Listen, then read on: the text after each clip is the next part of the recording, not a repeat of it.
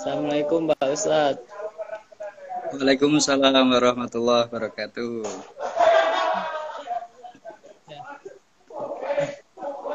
Bismillahirrahmanirrahim.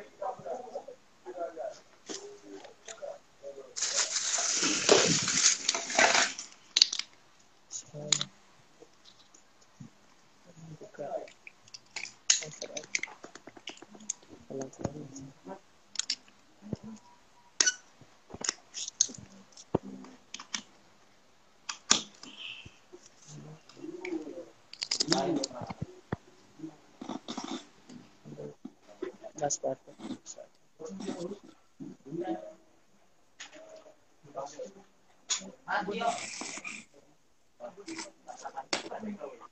Assalamualaikum warahmatullahi wabarakatuh.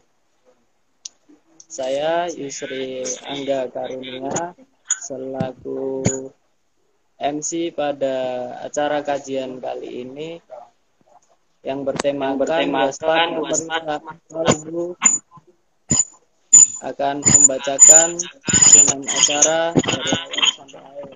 Yang pertama itu pembukaan, yang kedua pembacaan ayat suci Al-Quran oleh Saudari Sofi Aini Robusin, yang ketiga sambutan Ketua Malimpa Ahmad Hoirudin, lalu selanjutnya tausiah oleh Ustadz Afifuddin SPDI Sarjana Pendidikan Islam, lalu tanya jawab, dan terakhir penutup. Marilah yang pertama-tama kita buka acara kajian Islam pada sore hari ini dengan bacaan Bismillah bersama-sama. Bismillahirrahmanirrahim. Lalu lanjut ke acara pembacaan ayat suci Al-Quran oleh Saudari Sofi Aini Robusin. Waktu dan tempat kami persilahkan.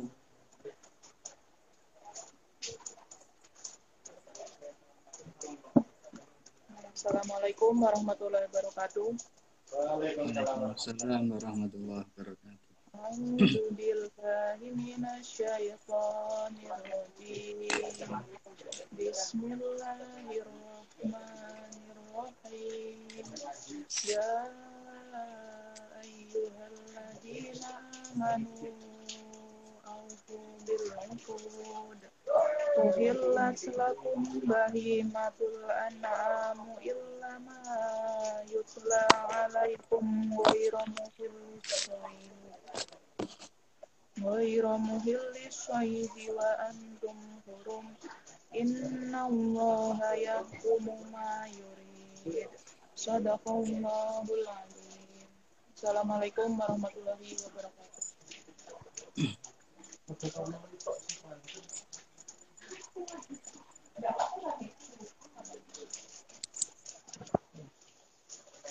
Terima kasih. Itu tadi pembacaan ayat suci Al-Quran dari Saudari Sofi Aini Robusin. Selanjutnya sambutan dari Ketua Umum Malimpa 2021 Ahmad Hoirudin. Waktu dan tempat kami persilahkan.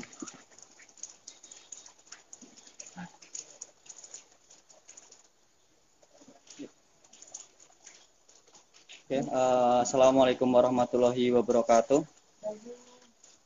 Sebelumnya alhamdulillahirobbilalamin, kita panjatkan puji syukur kepada Allah Subhanahu wa taala yang senantiasa memberikan rahmatnya, hidayahnya kepada kita semua sehingga kita masih bisa melaksanakan kegiatan walaupun di tengah keadaan yang masih serba terbatas.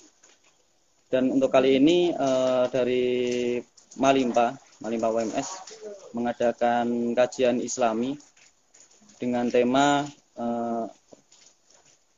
perusak kalbu, waspada dengan perusak kalbu. Jadi dengan tema yang ini harapannya semuanya, termasuk anggota Malimpa dan semuanya yang mengikuti kajian ini bisa menjaga untuk hal-hal yang bisa merusak hati kita semua, kayak gitu. Sebelumnya saya ucapkan terima kasih banyak untuk Ustadz Afif untuk kesempatannya yang dalam kajian ini bisa memberikan tausiahnya, memberikan ilmu kepada kita semua, dan harapannya nanti teman-teman semua yang mengikuti kajian ini bisa meresapi untuk bisa dipahami, bisa diamalkan sewaktu-waktu nanti. Cukup sekian, terima kasih. Semoga kegiatan bisa berjalan dengan lancar. Akhirul kalam, wassalamualaikum warahmatullahi wabarakatuh.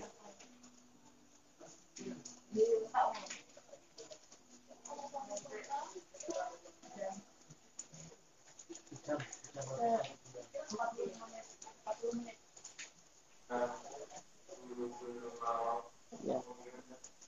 Terima kasih sambutan dari Ketua Umum Malimpa. Menginjak acara selanjutnya yaitu tausiah dari Ustadz Afifuddin. Untuk alokasi waktu itu 40 menit Pak Ustadz sampai jam 5. Begitu. Untuk waktu dan tempat kami persilahkan Pak Ustadz. Ya. Terima kasih atas waktunya dari Malimpa UMS Surakarta. Bismillahirrahmanirrahim. Assalamualaikum warahmatullahi wabarakatuh. Waalaikumsalam warahmatullahi wabarakatuh.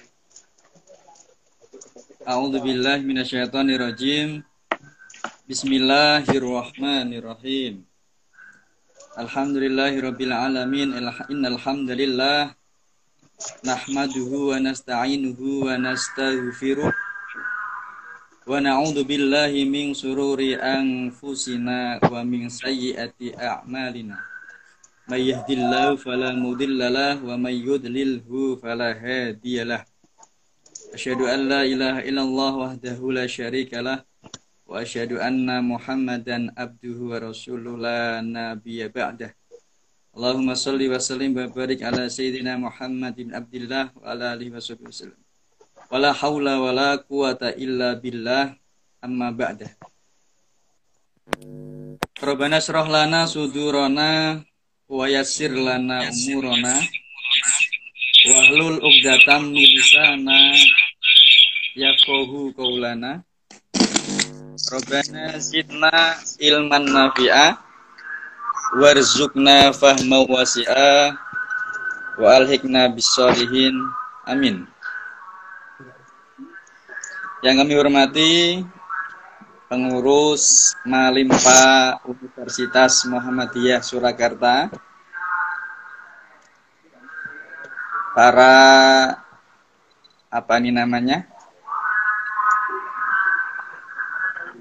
para pemirsa siaran langsung kajian agama ya yang diselenggarakan oleh teman-teman mahasiswa pecinta alam. Ini Mas ya, masih pecinta alam ya. Ya, Universitas Muhammadiyah Surakarta yang luar biasa sekali, walaupun aktivis pencinta alam tapi mempunyai aktivitas yang sangat positif sekali, mengadakan kegiatan keagamaan walaupun di tengah-tengah pandemi COVID-19 seperti ini. Kegiatan yang agamis, yang positif seperti ini tetap terlaksana dan semoga istiqomah sampai kapanpun dalam rangka dakwah Islam. Pertama-tama puji syukur kehadirat Allah Subhanahu wa Ta'ala, karena dengan segala limpahan rahmat dan nikmat Allah, kita semuanya sampai detik ini masih bisa merasakan nikmatnya hidup.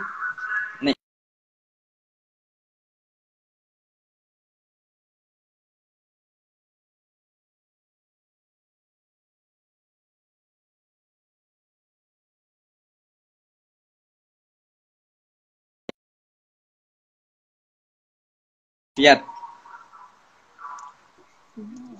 Kalimat syukur mari kita ucapkan dengan ucapan alhamdulillahirabbil alamin.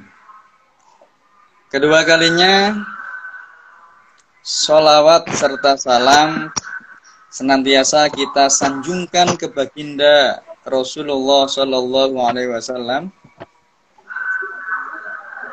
Semoga kita semua kelak diakui sebagai umatnya, umat yang akan mendapatkan syafaat dari Rasulullah pada hari di mana tidak ada perlindungan kecuali hanya perlindungannya Allah, yang tidak lain dan tidak bukan, yaitu pada hari kiamat nanti. Dan kita mendapatkan syafaatul uzma. Amin. Allahumma amin. Ketiga kalinya sebuah kehormatan bagi saya yang diminta untuk mengisi kajian agama pada kesempatan sore hari ini. Ya, kita nantinya intinya kita nanti ngaji bersama, diskusi bersama terkait dengan tema waspada penyakit kalbu, perusak kalbu. Waspada perusak kalbu. Di sini izinkan saya menyampaikan materi yang tentunya saya tidak mau menggurui teman-teman mahasiswa di sini. Kita belajar bareng, kita diskusi bareng, tentunya semata-mata ya untuk menghidupkan dakwah Islam, itu saja. Pada kesempatan sore hari ini saya tidak akan menyampaikan materi panjang lebar kali tinggi gitu ya Mas, tidak. Karena kemarin dari panitia, dari teman Malimpa UNS menyampaikan, Pak, ini materi yang kita minta adalah tentang waspada perusak hati. Sekilas saya ingat nyanyiannya itu ya, Bang Ovik, terkait dengan obat hati itu ada 5 perkaranya itu ya. Mungkin teman-teman hafal semua. Terkait dengan waspada perusak hati. Berbicara tentang hati, kita tidak ada yang tahu apa sih maunya hati. Apa sih keinginan hati kita, itu tidak ada yang tahu. Karena hati itu terkesan bersifat egois. Bahkan kita tidak bisa mengontrol hati itu. Maka bagaimana kita sebagai umat Islam agar tidak salah langkah dalam mengambil langkah, sekiranya kita harus tahu, kita harus waspada betul apa sih hal-hal yang bisa merusak hati kita.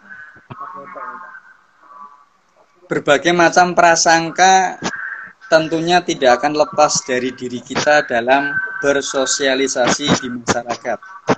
Apalagi dalam peranan mahasiswa seperti ini, persaingan yang luar biasa antar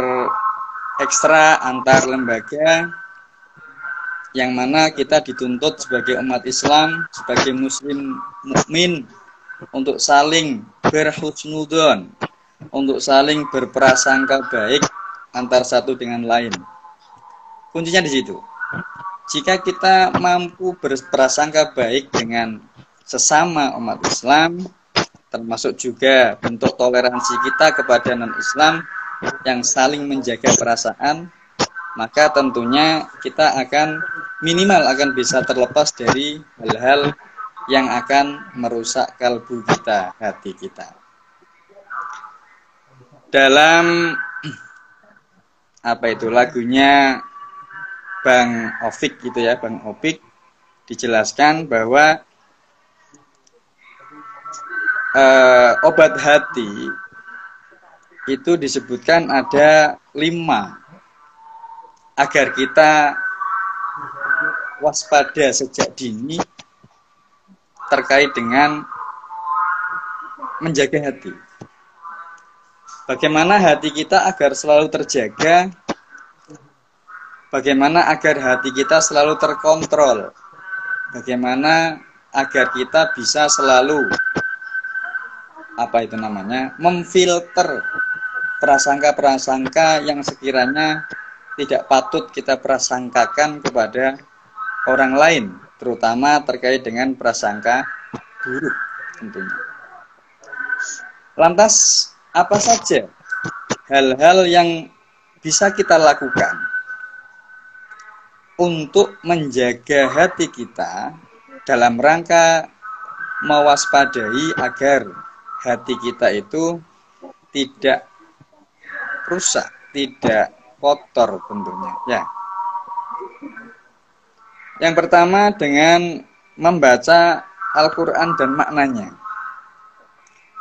Tentunya kita semua tahu Al-Quran sebagai kitab suci umat Islam, yang salah satu peranannya adalah sebagai petunjuk bagi umat Islam minad dzulumati ilan nur.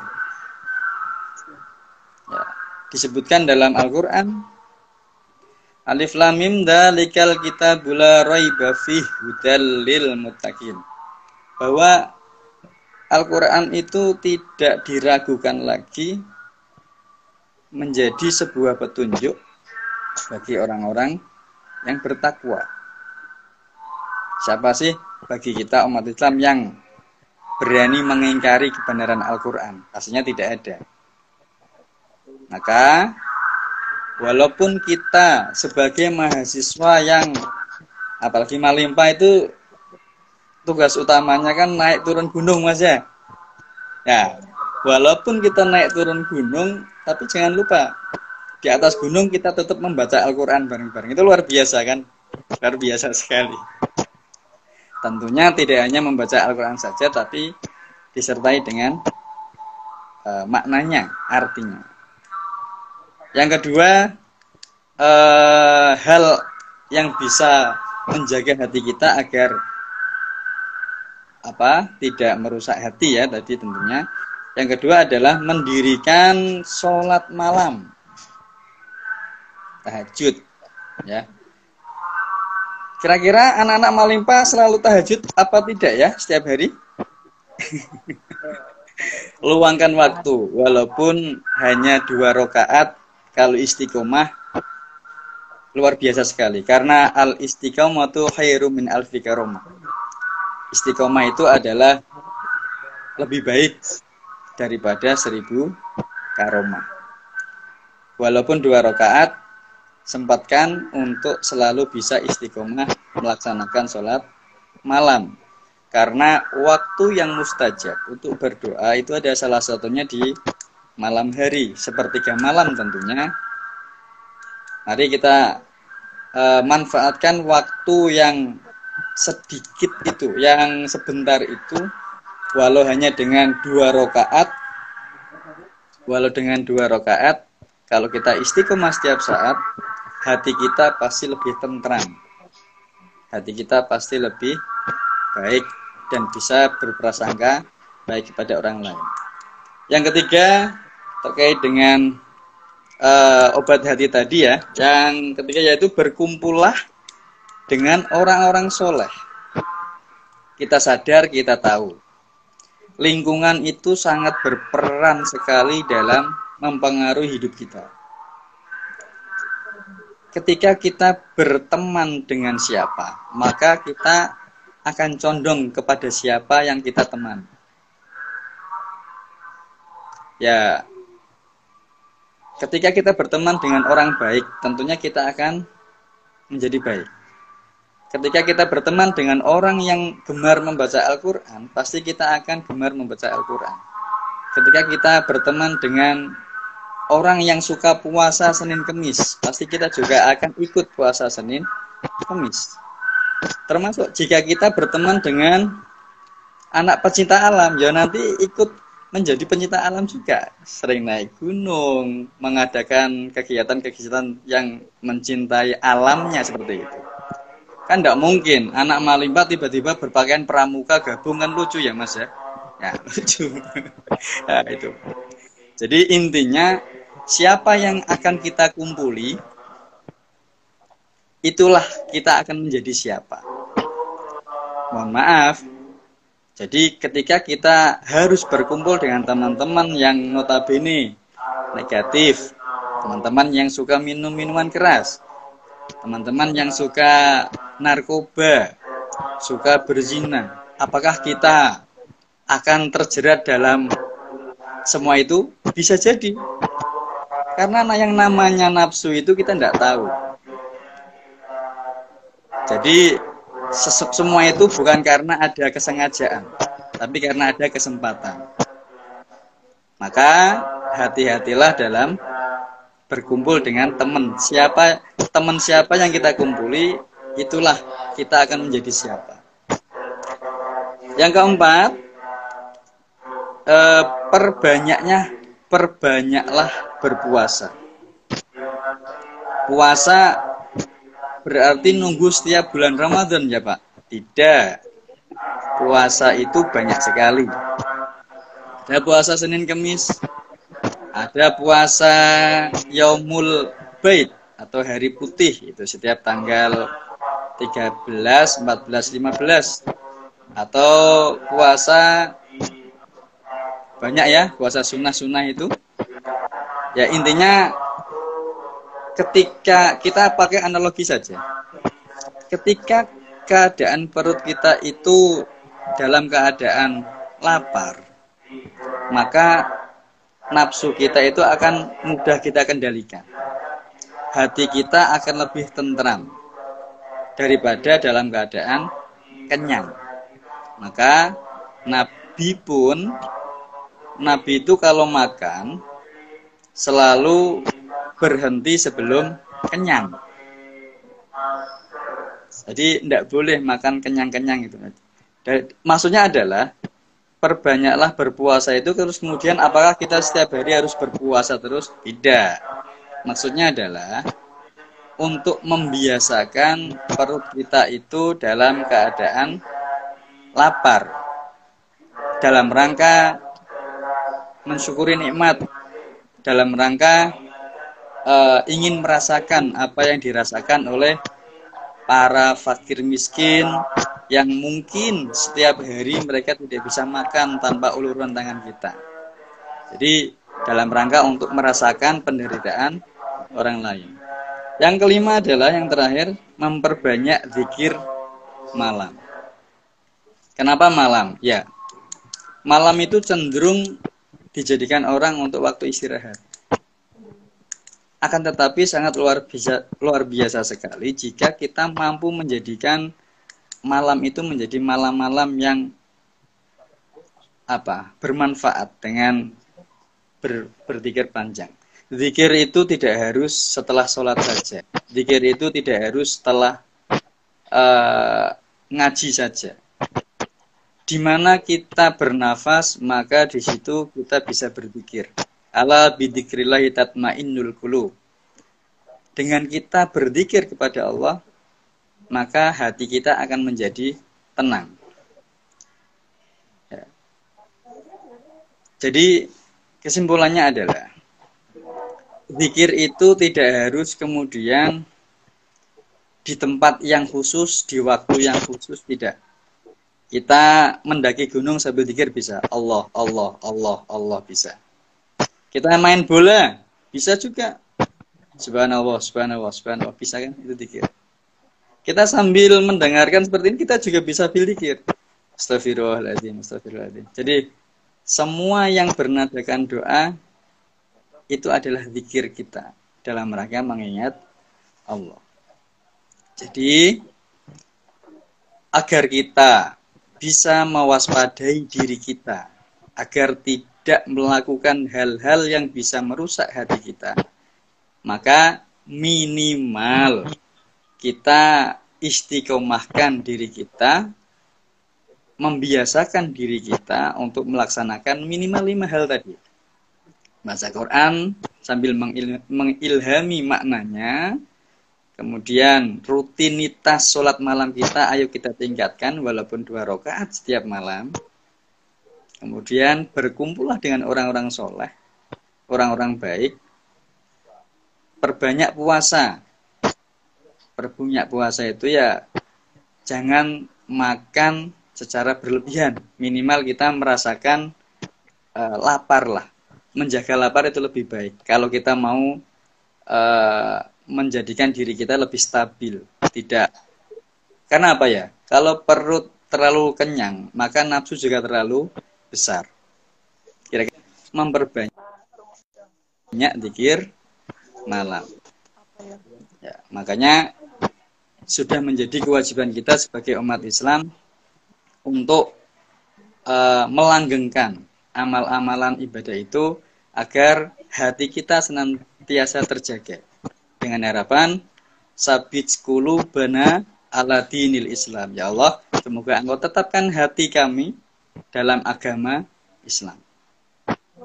Ya, kurang lebih materi yang bisa saya sampaikan ini. Silakan jika kita mau berdiskusi, sampaikan pertanyaan. Intinya begini, saya nggak mau menggurui.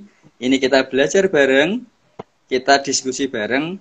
Karena saya manusia biasa yang tak pernah luput dari dosa. Apapun yang saya sampaikan, pastinya tetap ada kesalahan. Demikian yang bisa saya sampaikan.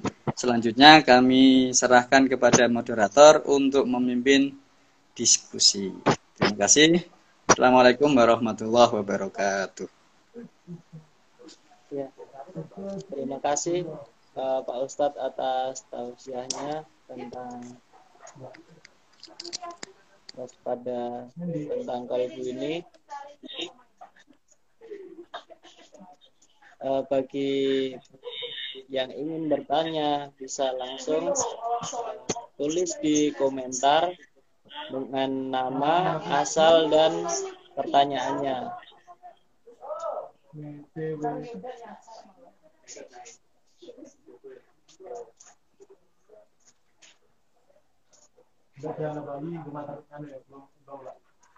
Ya, sepertinya belum ada yang menanya Pak Ustadz. Saya mau izin bertanya, boleh Pak? Oh, silakan. Tadi kan yang sudah disampaikan Pak Ustadz itu kan untuk obat bagi hati. Yang saya tanyakan itu apa dampak dari orang yang hatinya itu telah rusak, Pak Ustadz? Saya jawab langsung Mas ya? Iya, Ustadz. Oke. Apa dampak bagi orang yang hatinya sudah rusak? Ya. Bismillahirrahmanirrahim. Tentunya kita tahu bersama. Hati itu ibarat kata adalah sopir.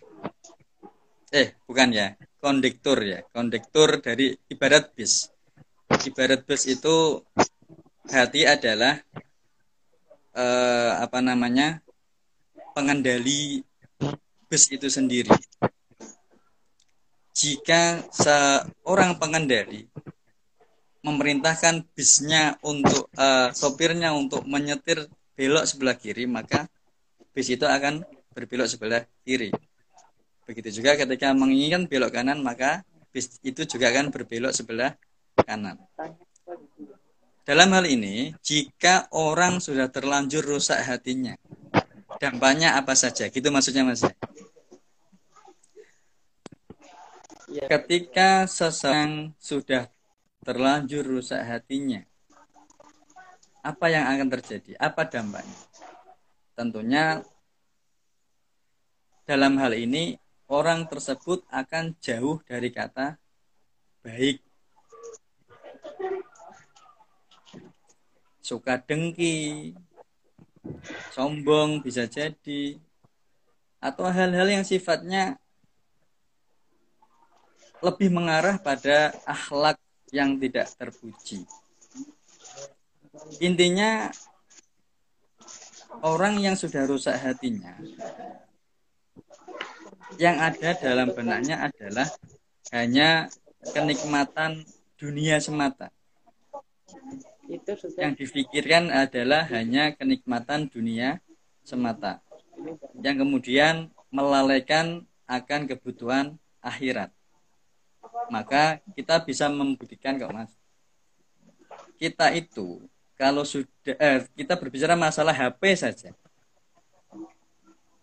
Apakah anak zaman sekarang cukup dengan satu HP? Tidak kan? Ketika ada keluaran HP terbaru, maka akan ganti HP yang baru lagi. Keluar merek terbaru lagi juga akan beli HP dan seterusnya. Itu namanya nafsu sebenarnya. Nah, itu salah satu indikasi ketika orang itu tidak bisa mengontrol hatinya.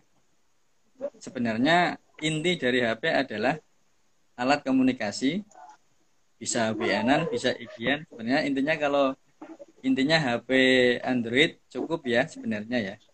Tapi yang namanya hati, kalau orang nggak bisa ngontrol hati, ya yang ada hanya keinginan ini, keinginan itu, dan lain sebagainya. Intinya adalah kembali lagi, apa dampak orang yang sudah rusak hatinya? Intinya yang ada dalam benaknya adalah dunia, dan dunia. Yang mereka jauh dari pikiran kehidupan akhirat. Kurang lebih seperti itu, Mas. Terima kasih Pak Ustadz atas jawabannya. Di sini udah ada yang nanya nih dari Mbak Nuryatmi. Bagaimana kita dapat mengenali jika hati kita telah rusak dan apa solusinya Pak Ustadz? Bisa langsung dijawab. Oke. Bagaimana kita dapat mengenali jika hati kita telah rusak dan apa solusinya? Mudah saja, para pemirsa yang budiman. Bagaimana cara kita bisa mengenali hati kita itu rusak apa tidak? Cek, coba cek.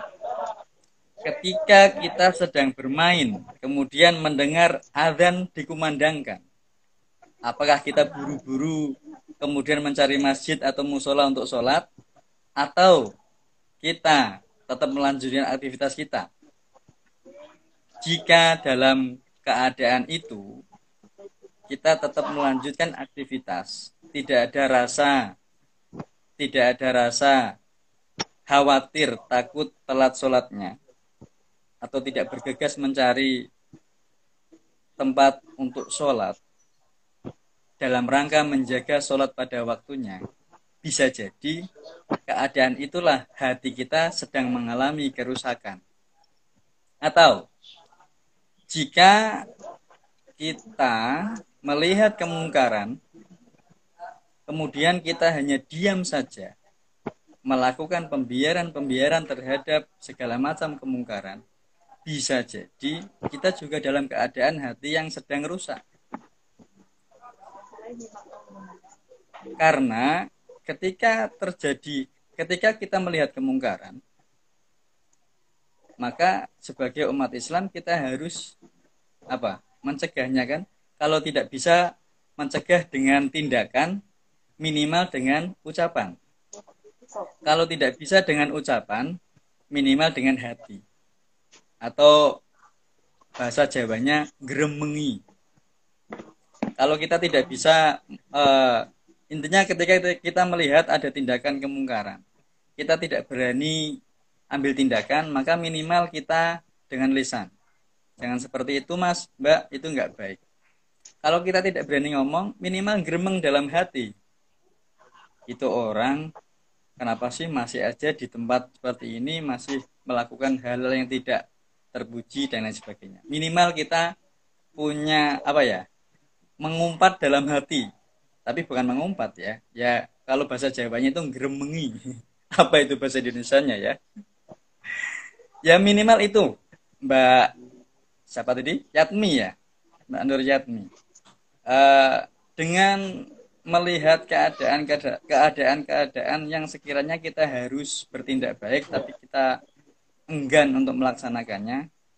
Atau contoh kecil, saat ini HP adalah alat yang paling penting dalam hidup kita. Benar apa tidak? Ya kan?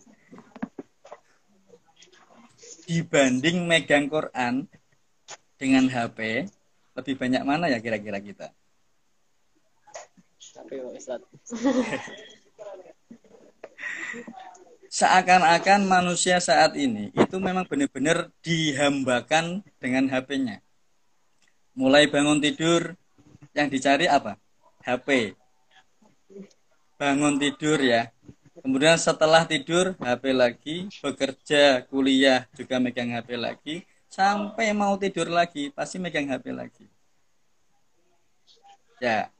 Ketika kita sedang main HP kemudian ada undangan untuk sholat, diajak kajian, diajak tadarus. Ketika kita enggan untuk melaksanakan ajakan itu, yaitu bisa jadi kita dalam keadaan sedang rusak hati kita. Ya secara kilas seperti itu ya. Jadi yang tahu akan keadaan hati kita yang rusak adalah kita sendiri. Ya, silakan kalau ada pendapat lain yang mau menyampaikan unek-uneknya, enggak apa-apa, kita belajar bareng.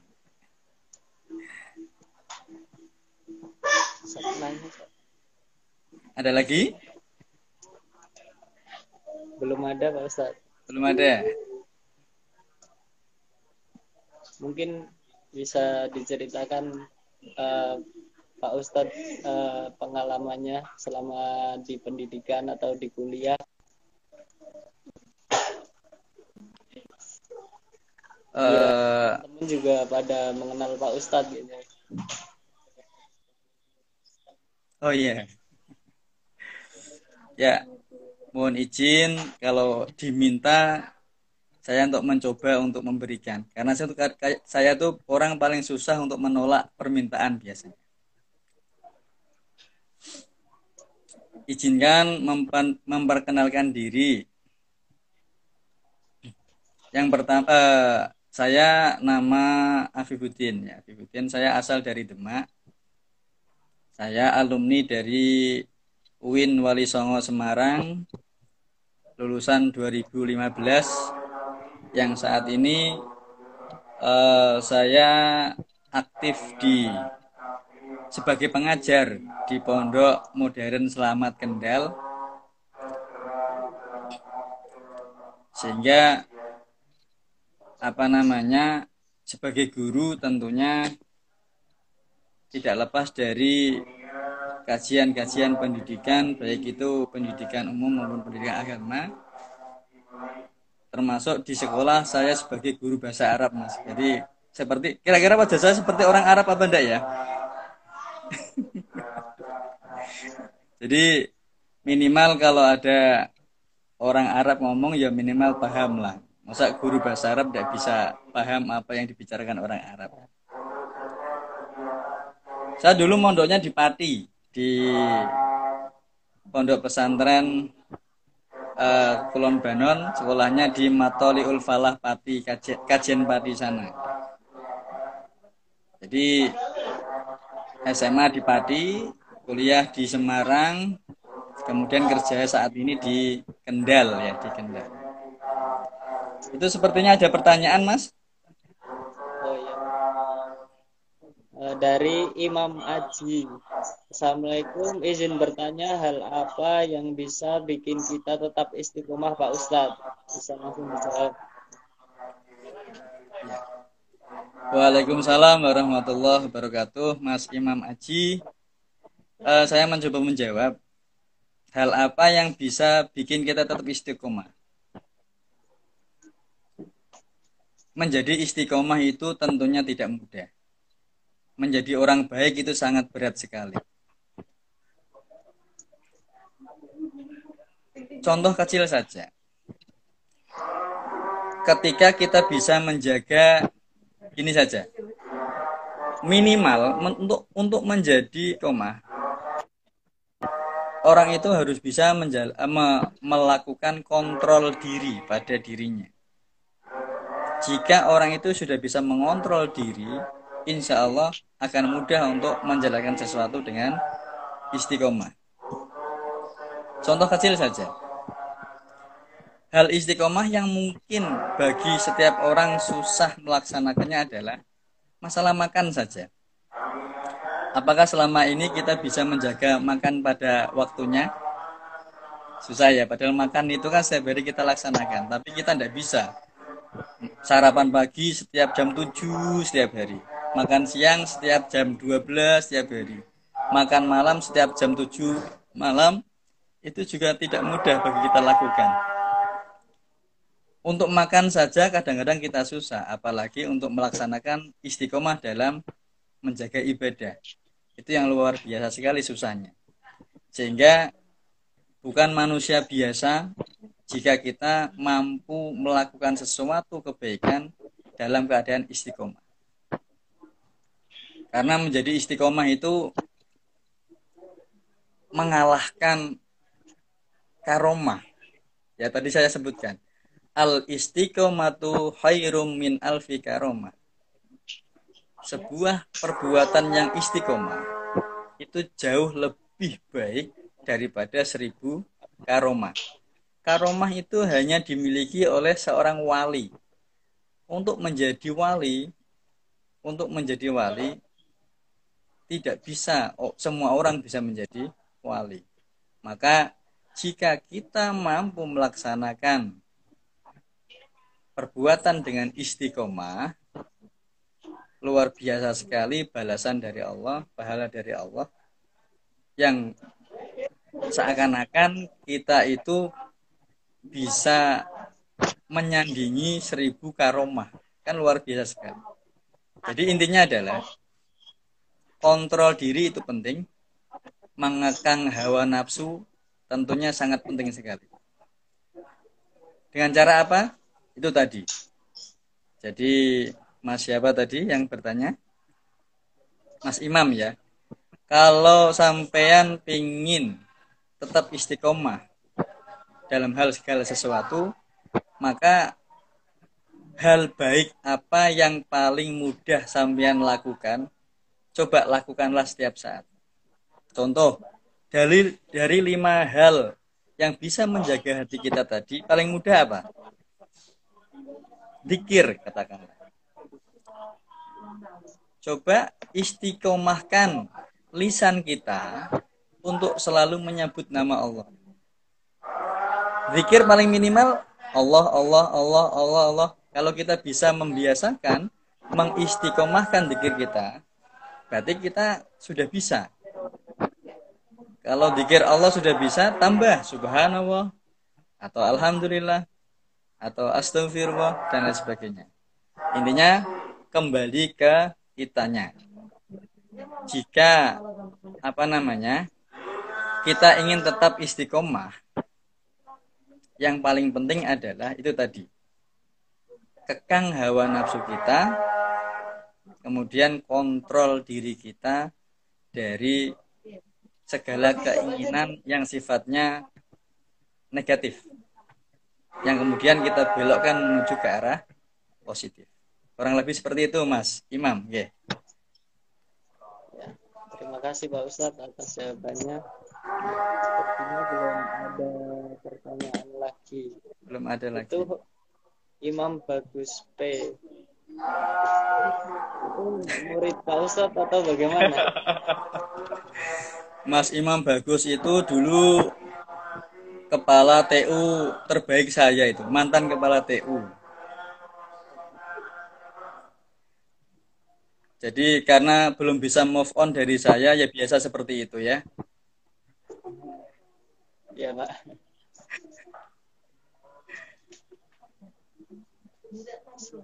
Itu ada Mbak Karyanti juga, itu dulu juga alumni Pondok Modern Selamat yang saat ini kuliah di Unimus Semarang. Karena saya mantan wali kelasnya, biasa anak-anak manggil saya ayah.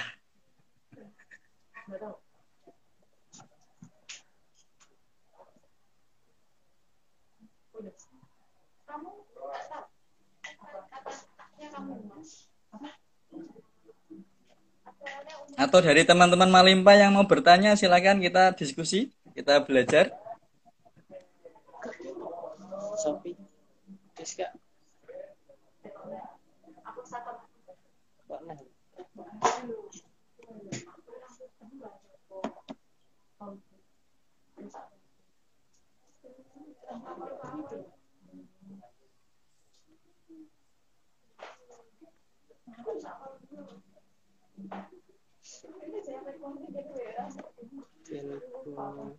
Silakan bagi teman-teman yang mengikuti kajian bisa bertanya lewat fitur komen dengan format nama dan pertanyaan.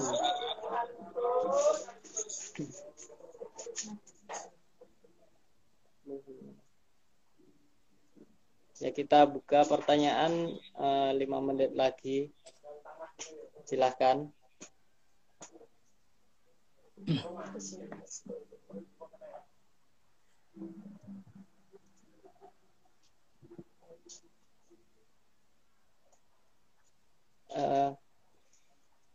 Mungkin saya ada pertanyaan lagi, Pak Ustaz. Oh iya, silakan. Enggak apa-apa. Diborong aja semua, enggak apa-apa, Mas. Santai saja.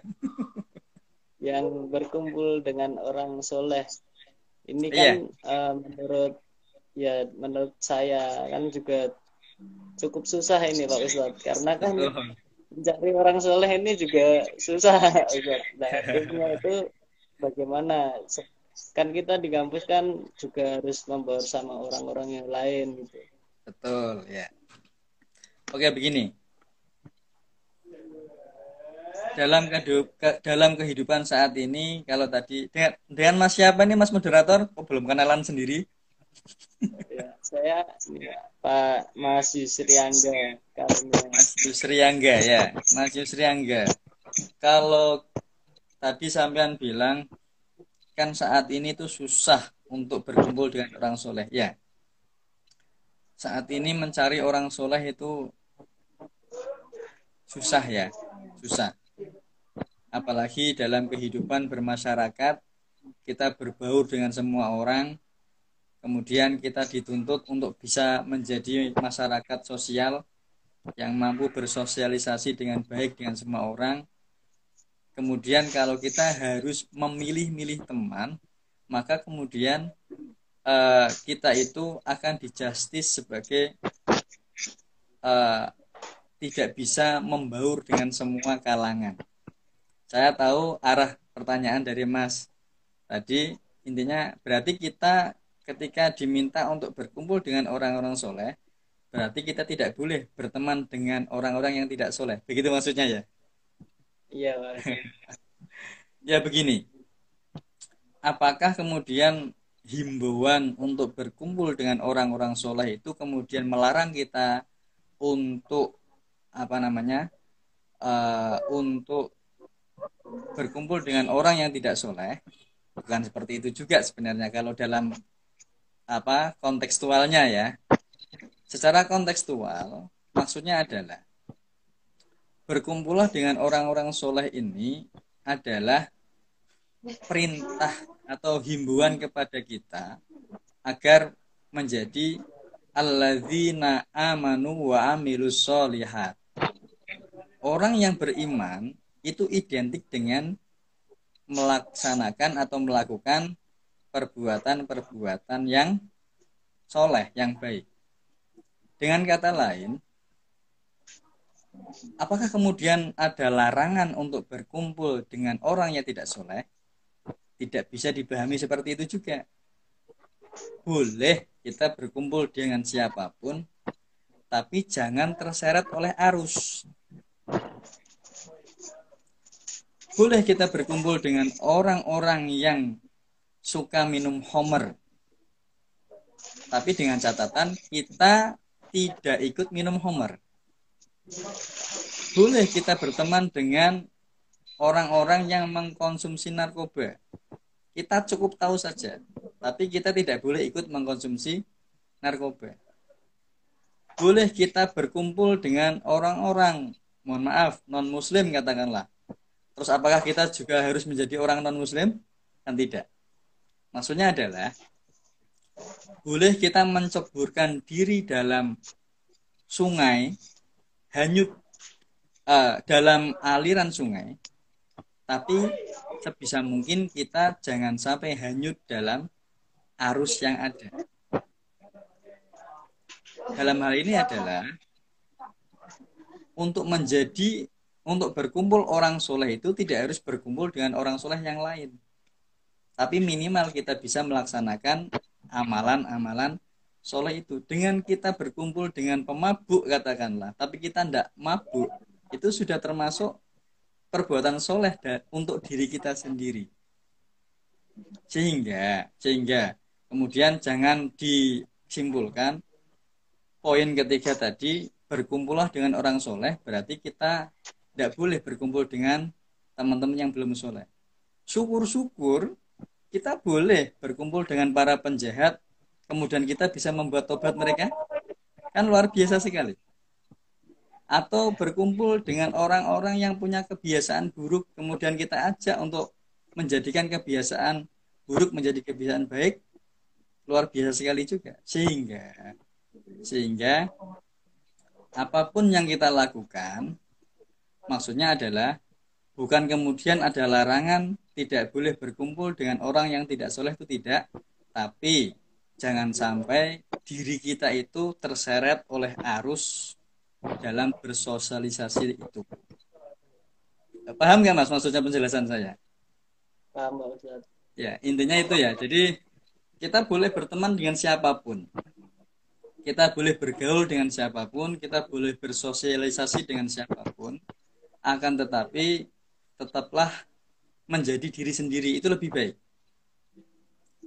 Untuk berbuat baik, jangan sampai kita memerintah orang untuk berbuat baik dulu, sedangkan kita tidak bisa menjalaninya.